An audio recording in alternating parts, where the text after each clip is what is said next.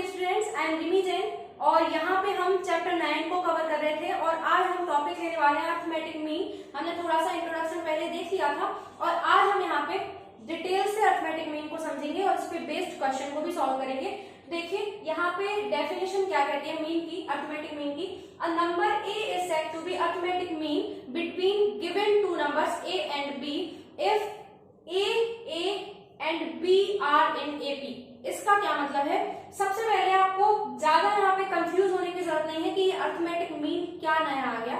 Mean यहाँ पे जो हम पहले से पढ़ते आ रहे हैं वही है। हमने 9th में और 10th में भी मीन को पढ़ा है। एवरेज मतलब मीन होता है। तो मीन मतलब हमारे पास क्या है, दो नंबर्स हैं ए एंड बी और हमने आपसे कहा कि ए एंड बी का मीन फाइंड करिए। तो फिर यहाँ पे हम क्या करते थे, दोनों को ऐड किया और 2 से डिवाइड कर दिया। यहाँ पे हमारे पास दो नंबर्स थे इसलिए दो नंबर को ऐड करके डिवाइड किससे किया, 2 से। मान लीजिए हमारे पास 4 नंबर्स होते और उनका हम आपसे मीन निकालने के लिए बोलते तो आप क्या करते, 4 नंबर्स को ऐड करते और फिर 4 से यहाँ पे आप डिवाइड करते। तो जितने नंबर्स होते हैं उतने से ही आप डिवाइड करते हैं, ये आपको आता है।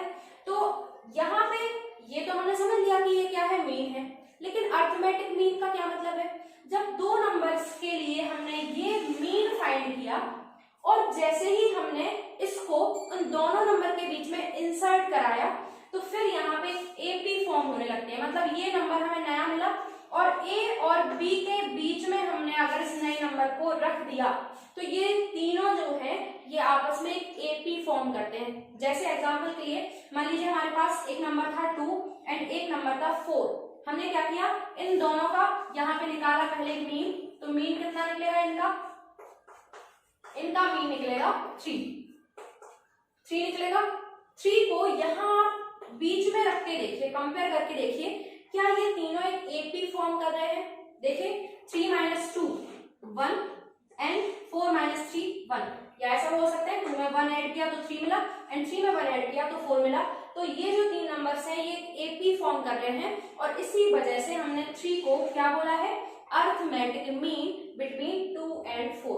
तो ये तो बात हुई कब की, जब हम एक नंबर यहाँ पे इंसर्ट कराएंगे। लेकिन अगर हम चाहें कि हमें दो नंबर्स के बीच में एक से ज्यादा नंबर को इंसर्ट कराना है और एपी फॉर्म होनी चाहिए, तब हम यहाँ पे क्या करेंगे, किस तरीके से करेंगे। तो देखिए यहाँ पे एग्जाम्पल हम लेते हैं जिसमें हम क्या करेंगे, दो नंबर्स के बीच में एक से ज्यादा नंबर्स को इंसर्ट कराएंगे और फिर देखेंगे वो एपी फॉर्म कर रही है या नहीं। तो यहाँ पे 4 8 एंड 12, ये देखिए ये हमने दो नंबर्स को 4 एंड 16 के बीच में यहाँ पे रखा है। क्या ये एपी फॉर्म कर रही है? तो देखिए 4 और 8 के बीच में 4 का डिफरेंस, यहाँ पे भी 4 का डिफरेंस और यहाँ पे भी 4 का डिफरेंस। तो ये एक एपी है, ये आप जानते हैं। तो यहाँ पे अगर हम चाहें तो दो नंबर्स के बीच में कई सारे नंबर्स को इंसर्ट करा सकते हैं और निश्चित ही वो सारे नंबर्स आपस में एपी फॉर्म करेंगे। तो कैसे करेंगे, ये तो हमने अभी आपको एग्जांपल के लिए 8 एंड 12 डायरेक्ट लिख के बता दिया। तो इसकी मेथड हम आज देखेंगे किस तरीके से यहाँ पे करेंगे। तो ये आप नोट करिए, तब तक मैं आपको नेक्स्ट बताऊंगी। तो देखिए अब यहाँ पे हम देखेंगे insertion of arithmetic mean between 2 numbers. तो मान लीजिए हमारे पास let A1 A2 A3 up to AN। तो ये AN अर्थमेटिक मीन है, ये हमें दो नंबर्स के बीच में इंसर्ट कराने हैं। तो हमने यहाँ पे लिखा AN N arithmetic mean inserted between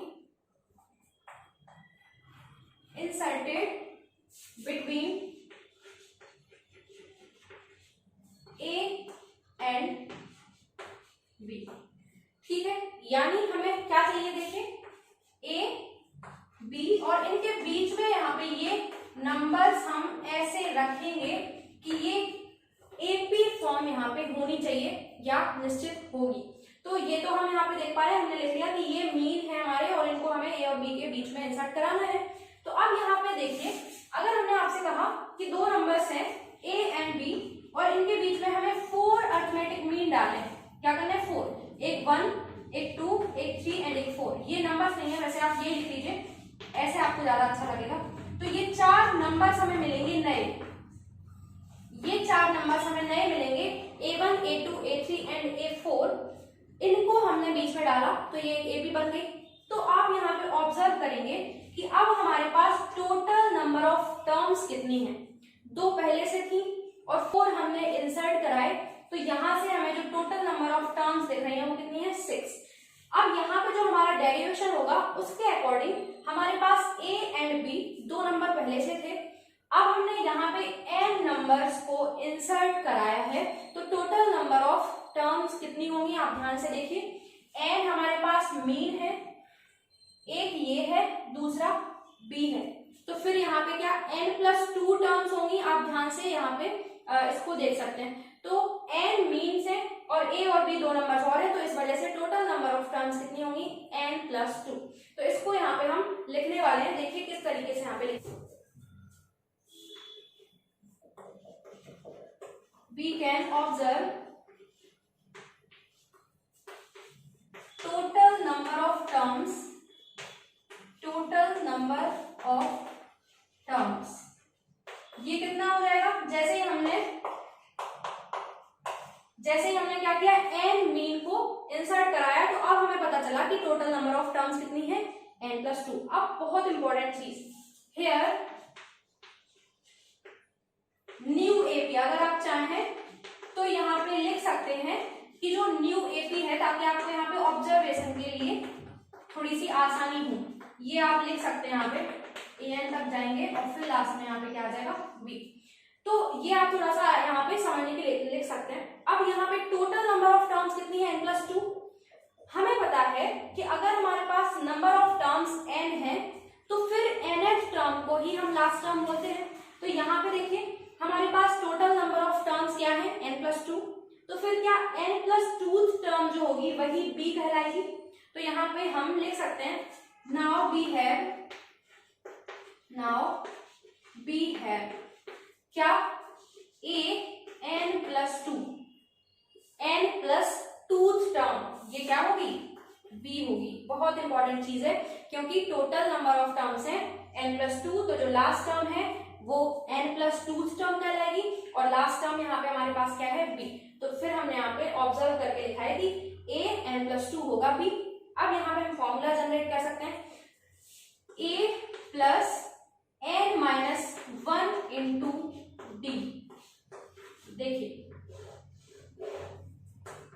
ये क्या है, हमारे पास nth टर्म का फॉर्मूला होता है a plus n-1 into D, यही होता है ना। a क्या होता है वहां पे first term and d common difference, ये फॉर्मूला यूज किया हमने। हमारे पास फर्स्ट टर्म तो a ही है देखिए, और n के जगह पे हमें nth टर्म निकालना है तो m में से 1 सब्ट्रैक्ट करते हैं, और n+2 टर्म निकालना है तो n+2 में से 1 सब्ट्रैक्ट करेंगे। इतनी सिंपल सी बात है, तो इसको लिख सकते हैं a प्लस, यहाँ पे देखिए सब्ट्रैक्ट होके n+1 आ जाएगा, d इक्वल टू b, ये आ गया। तो यहां से हम देखें a को वहां पे ले जाइए तो n+1 d equal to b minus a, या d इक्वल टू क्या लिख सकते हैं b minus a upon n+1। यही है हमारा बहुत मोस्ट इंपॉर्टेंट रिजल्ट। क्या है, हमें यहाँ पे d मिल गया कॉमन डिफरेंस, और n क्या है ये आप बहुत ध्यान से रखिए। n क्या है हमारा, n है जितने मीन हमने इंसर्ट कराए हैं वो, नंबर ऑफ मीन, जितने मीन हमें चाहिए वही यहाँ पे n को रिप्रेजेंट कर रहा है। तो ये यहाँ पे आप d को याद रखेंगे कि जो d है कॉमन डिफरेंस। अब आप यहाँ पे आसानी से निकाल पाएंगे क्या, देखिए यहाँ पे आपको फर्स्ट टर्म पता होगी। मान लीजिए उन्होंने आपसे कहा कि आपको 16 और 24 के बीच में 4 मीन इंसर्ट कराने हैं, तो आपको यहाँ पे देखिए फर्स्ट टर्म हमने दे दी और कॉमन डिफरेंस दे दिया। देखिए कॉमन डिफरेंस आप कैसे निकालेंगे, b minus a upon n+1। n क्या होगा, 4 मीन हमने बोला, हमें 4 मीन इंसर्ट कराने हैं, तो हमारे पास n की वैल्यू कितनी है 4 है, b माइनस a मतलब 24 माइनस 16। तो यहाँ से आपको जब d मिल रहा है, d क्या निकलेगा इस केस में देख भी लीजिए, मैं आपको करके बता देती हूँ। b माइनस a मतलब 24 माइनस 16, 24 माइनस 16 कितना होगा 8। n की वैल्यू मैंने आपसे बोला 4 कराने इंसर्ट, तो यहाँ पे 4 प्लस 1 मतलब कितना होगा 5, यानी कि यहाँ पे जो 1.6 आपको मिला वो क्या है आपका यहाँ पे कॉमन डिफरेंस, यानी आप 1.6 को यहाँ पे ऐड करते जाइए और आपको यहाँ पे क्या मिल जाएगा, आपका मीन यहाँ पे मिल जाएगा, मतलब 1 2 3 एंड 4 ये आपके क्या होंगे, चारों मीन। तो इस तरीके से आप कॉमन डिफरेंस के हेल्प से निकाल सकते हैं। लेकिन अब यहाँ पे आप क्या करेंगे, एक जनरल टर्म जो होगी या जनरल फॉर्मूला जो होगा वो आप यहाँ पे ड्राइव करना चाहेंगे, तो वो और आप देख लीजिए, पहले आप ये नोट करिए, फिर मैं आपको एक जनरल फॉर्मूला भी यहाँ पे बता दूंगी। ये आप पहले नोट कर लीजिए कि कॉमन डिफरेंस हम इस तरीके से निकाल सकते हैं। तो देखिए यहाँ पे हमने इतना यहाँ से ऑब्जर्व कर लिया है, ये एपी थी, एन मीन को हमें इंसर्ट कराना था, तो डी कॉमन डिफरेंस हम फाइंड कर चुके थे कि B minus A upon N plus 1। बहुत इंपॉर्टेंट चीज है, इस एन को याद रखना, एन को हम नंबर ऑफ टर्म्स से ही यहाँ पे समझने लगते हैं और गलती कर देते हैं। तो यहाँ पे जो एन है ये क्या है, जितने हमें मीन इंसर्ट कराने हैं वो नंबर यहाँ पे एन है। तो आप ये लिखिए यहाँ पे कि एन क्या है, नंबर ऑफ इंसर्टेड मीन, जितने भी मीन आपको डालने हैं बीच में वही एन यहाँ पे कहलाएगा। अब मान लीजिए आपको मैं कहूँ कि a1 की वैल्यू आप निकाल के बताइए, तो a1 वैसे है क्या, यहाँ पर इस AP के लिए अगर हम a1 को देखें तो a1 क्या है हमारा सेकेंड टर्म, तो सेकेंड टर्म क्या कहलाती है, a प्लस डी। यहाँ पे आप देखिए a1 यहाँ पे सेकेंड टर्म है और सेकेंड टर्म होती है a प्लस डी, तो d को आप ऐड कर दीजिए, a प्लस डी, ये आ गया यहाँ पे b माइनस ए, और यहाँ पे इस तरीके से ये हो गया। आगे आप देखें a2 क्या होगा, a2 होता है a प्लस 2d, यही होता है ना, a2 का मतलब थर्ड टर्म।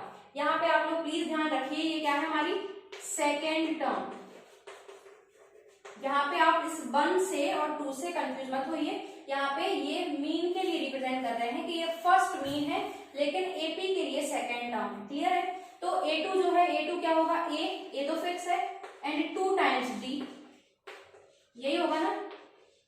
तो यहाँ पे देखिए जिस नंबर का मीन हमें चाहिए, d का यहाँ पे जो कोफिशिएंट है वही है। देखिए जिस नंबर का मीन सेकेंड मीन, तो फिर d का कोफिशिएंट 2, और फर्स्ट मीन तो फिर d का कोफिशिएंट 1। तो इन जनरल अगर हम आपसे कहें कि rth टर्म, rth मीन, अब यहाँ पे n यूज इसलिए नहीं हम कर रहे हैं क्योंकि n जो है वो आपको कंफ्यूज कर सकता है कि nth टर्म के बारे में तो बात नहीं हो रही है, इस वजह से हमने यहाँ पे ar लिखा, मतलब rth मीन। इसको आप लिख लीजिए, ar का मतलब क्या है, rth मीन, मतलब ठीक है। यहाँ पे an अगर मैं लिखती हूँ तो आप nth टर्म इसको ना समझें, ये nth टर्म नहीं है, ये क्या है, an nth मीन है, कैपिटल an मतलब nth मीन। तो ar मैंने यहाँ पे लिखा है ताकि आपको कंफ्यूजन ना हो। और दूसरा रीजन इसका ये भी है कि यहाँ पे देखिए फॉर्मूला हमारा क्या बनेगा, जब हम आपसे बात करेंगे कि आप rth मीन बताइए, तो यहाँ पे आप r लिखेंगे, यानी d का कोफिशिएंट r लिखेंगे। मान लीजिए मैं आपसे कहती कि nth मीन बताइए, तो फिर यहाँ पे आप n लिखते ना, और इस n और इस n में आप कंफ्यूज हो जाते हो और कुछ ना कुछ गड़बड़ कर देते। इस वजह से यहाँ पे क्या करेंगे, हम r लिख लेंगे ताकि आपको कोई ऐसा कंफ्यूजन हो ना। तो यहाँ पे ar मतलब कि rth मीन जो होगा वो इस तरीके से हम रिप्रेजेंट कर सकते हैं, a plus r and b minus A upon n plus 1। इतना सा यहाँ पे ये मीन वाला जो टॉपिक है वो खत्म होता है। यानी अगर आपको 4 5 6 जितने भी यहाँ पे मीन इंसर्ट कराने तो d आपको मिल गया है। वैसे d से ही काम चलता है, ये तो मैंने आपको जनरली बता दिया कि rth मीन के लिए इस तरीके से आप फॉर्मूला यूज करके डायरेक्ट वैल्यू निकाल सकते हैं। क्योंकि यहाँ पे मान लीजिए मैंने आपसे कहा कि आपको 10 मीन इंसर्ट कराने हैं और जिसमें से आप 7th मीन की वैल्यू बताइए, तो फिर आप क्या करेंगे, एक एक करके पूरी एपी फॉर्म तो करेंगे नहीं। इस वजह से आप यहाँ पे डायरेक्ट फॉर्मूला यूज करके आराम से यहाँ पे फाइंड कर सकते हैं मीन की वैल्यू। तो इस तरीके से हम देखते हैं, एग्जाम्पल देख लेते हैं, आपको ज्यादा आसानी होगी। आइए देखते हैं example number 8। Insert 6 numbers between 3 and 24 such that the resulting sequence is an AP। तो सबसे पहले हम क्या करेंगे, 6 जो मीन है वो सपोज करेंगे, let A1, A2, A3, A4, A5 and A6 be 6 arithmetic mean between A and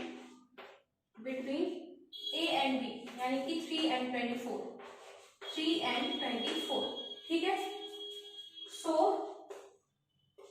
3, A1, A2, A3, A4, A5, A6 and 24 are in AP, ठीक है, are in AP। एंड क्या क्या है, यहां से हमें क्या क्या मिलेगा, हेयर ए यानी कि फर्स्ट टर्म हमारी क्या है 3 है, और हमारे पास जो बी है यानी कि लास्ट टर्म वो क्या है 24। क्लियर है, तो ये दो चीजें हमने लिख ली। अब हम यहाँ पे लिखने वाले हैं फॉर्मूला। आप दो तरीके से यहाँ पे समझ सकते हैं। तो पहले तो हम डी निकाल लें, तो हम डी का फॉर्मूला जानते हैं, we know that D equal to होता है B minus A upon N plus 1। अब b की वैल्यू है 24, a की वैल्यू है 3 और n का मतलब मैं बार बार आपको बता चुकी हूँ नंबर ऑफ टोटल टर्म्स नहीं है, नंबर ऑफ अरिथमेटिक मीन है। तो यहाँ पे 6 नंबर हमें इंसर्ट कराने हैं, तो यहाँ पे होगा 21 और ये हो जाएगा आपका 7, मतलब d की वैल्यू आपको कितनी मिलेगी 3। अब यहाँ से d है आपके पास फर्स्ट टर्म है, तो आप पूरी AP फॉर्म कर लीजिए। नाउ आप जानते हैं A1 मतलब क्या होता है, a प्लस डी। A1 का मतलब फर्स्ट मीन लेकिन सेकेंड टर्म, तो a प्लस डी मतलब a की वैल्यू है 3 और d भी 3 है, इसलिए ये हो गया 6। A2 क्या है, a प्लस 2d,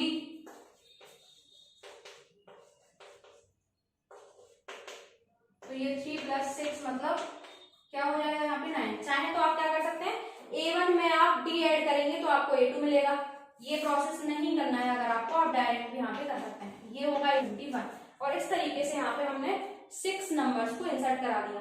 तो ये क्वेश्चन बहुत इजी है, आप आसानी से इसको कर सकते हैं। अगर आपको डायरेक्ट बोला जाता है, ये आप नोट करिए, फिर मैं आपको बताती हूँ मैं क्या कहना चाहती हूँ। देखिए अगर मैं आपसे कहूँ कि आपको दो नंबर्स है 3 and 24, इनके बीच में पांचवें नंबर का 6 आपको इंसर्ट कराने हैं और 6 में से डायरेक्ट आप क्या करिए पांचवें नंबर का मीन निकाल के बताइए। तो फिर आप डायरेक्ट इस फॉर्मूले से आप निकाल सकते हैं, मतलब पांचवें नंबर का मीन यानी A5 आपको निकालना है। यहाँ से A5 का मतलब क्या होगा, 6th टर्म होगी उस रिजल्टिंग AP की। तो यहाँ पे देखिए A तो आपका 3 था, R क्या है यहाँ पे बताइए, जिस नंबर का मीन आपको चाहिए तो 5 होगा। B की वैल्यू कितनी थी 24 और ये 3। N क्या था, नंबर ऑफ AM मतलब अरिथमेटिक मीन, तो अरिथमेटिक मीन तो आपको 6 ही चाहिए थे, तो ये आ जाएगा 3 प्लस 5 और यहाँ पे 21/7, तो ये आ जाएगा यहाँ पे 3 प्लस 15, मतलब यहाँ पे कितना आ जाएगा ये 18। आप चेक करके देख लीजिए, आपने जो पांचवें नंबर का A5 निकाला था क्या वो 18 ही निकला था, चेक कर लीजिए। तो यहाँ पे डायरेक्ट यहाँ पे कोई एक AM आपको चाहिए अगर अरिथमेटिक मीन, तो इस फॉर्मूले से निकाल सकते हैं। सिर्फ एक इंपॉर्टेंट चीज है R एंड N में डिफरेंस यहाँ पे रखना जरूरी है। अगर आप यहाँ पे N ही यूज करेंगे तो आपका फॉर्मूला N और यहाँ पे भी N, जिससे आप N में कंफ्यूज रहेंगे कौन सा N क्या रिप्रेजेंट कर रहा है, क्योंकि ये N बता रहा है नंबर ऑफ अरिथमेटिक मीन और यहाँ पे अगर N लिखेंगे तो ये N क्या बताएगा, जिस नंबर का वो मीन है। तो यहाँ पे दोनों वैल्यूज अलग है, इसलिए आप R यूज करके यहाँ पे इस जनरल मीन के फॉर्मूले को रिप्रेजेंट कर सकते हैं। तो बने रहिए मेरे साथ और इस तरीके से मैं आपको पूरा सिलेबस कवर करा दूंगी और थैंक यू फॉर वॉचिंग।